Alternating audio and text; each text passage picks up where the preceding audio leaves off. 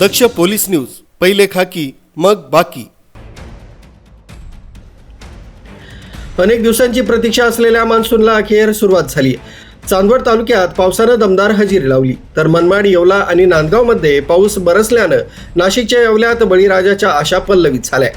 पावसाळा सुरू होऊन 3 आठवडे उलटले तरी अद्याप येवल्यात समाधानकारक पाऊस न बरसल्यानं खरीपाच्या पेरण्या खोळंबल्या होत्या। बळीराजा हवालदिल झाला होता। आज दुपारनंतर पावसाला सुरुवात झाली।